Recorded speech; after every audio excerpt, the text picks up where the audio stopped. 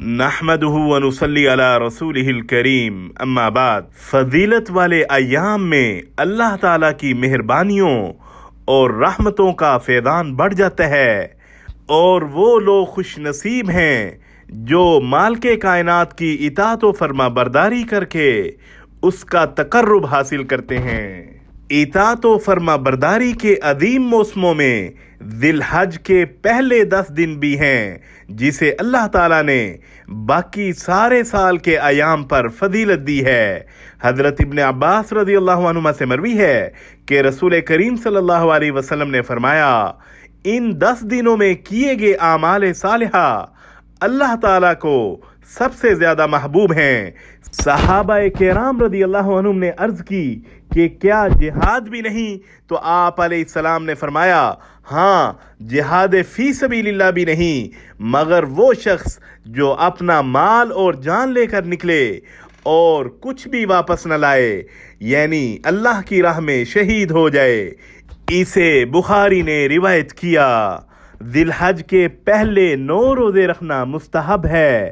نبی مکرم صلی اللہ علیہ وسلم کی زوجہ محترمہ سے مروی ہے کہ رسول کریم صلی اللہ علیہ وسلم ذی الحج کے پہلے 9 روزے اور یوم عاشورہ کا روزہ رکھا کرتے تھے، نیز ہر ماہ میں 3 روزے رکھا کرتے تھے، ایک روزہ ہر ماہ کے پہلی سوموار کو اور ہر ماہ کی پہلی 2 جمعرات کو ایک روزہ۔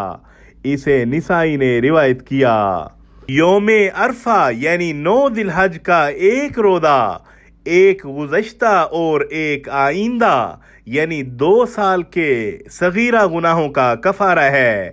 حضرت ابو قتادہ رضی اللہ عنہ سے مروی ہے، رسول کریم صلی اللہ علیہ وسلم نے فرمایا، میں اللہ تعالیٰ سے امید رکھتا ہوں کہ یوم عرفہ کے روزے کے بدلے میں اللہ تعالیٰ ایک گزشتہ اور ایک آئندہ سال کے گناہ معاف فرمائیں گے، اور یوم عاشورہ کے روزے کے بدلے میں گزشتہ 1 سال کے گناہ معاف فرمائیں گے۔ اسے مسلم نے روایت کیا۔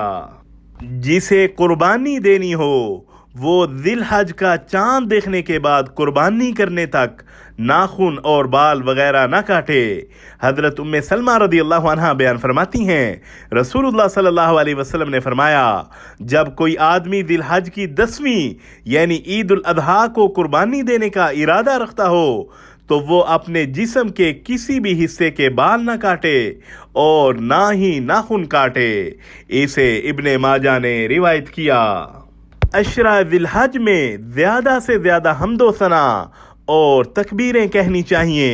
حضرت عبداللہ بن عمر رضی اللہ عنہما سے مروی ہے کہ نبی مکرم صلی اللہ علیہ وسلم نے ارشاد فرمایا، اللہ تعالیٰ کے ہاں ان 10 ایام سے عظیم ایام اور کوئی نہیں، اور نہ ہی ان میں کیے گئے اعمال کے علاوہ کوئی اور اعمال اس سے زیادہ محبوب ہیں، لہذا ان ایام میں لا الہ الا اللہ اور تکبیریں بکثرت پڑھا کرو اور اللہ تعالیٰ کی حمد و ثنا کثرت سے کیا کرو۔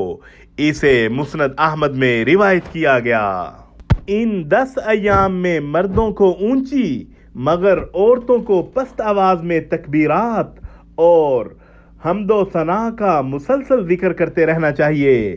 حضرت ابو ہریرہ اور ابن عمر رضی اللہ عنہما کے بارے میں ثابت ہے کہ وہ دونوں ان 10 ایام میں بازاروں میں نکل کر اونچی آواز کے ساتھ تکبیریں کہا کرتے تھے، اور لوگ بھی ان کی تکبیروں کی وجہ سے تکبیرات کہا کرتے تھے۔ وصلی اللہ علی النبی الکریم۔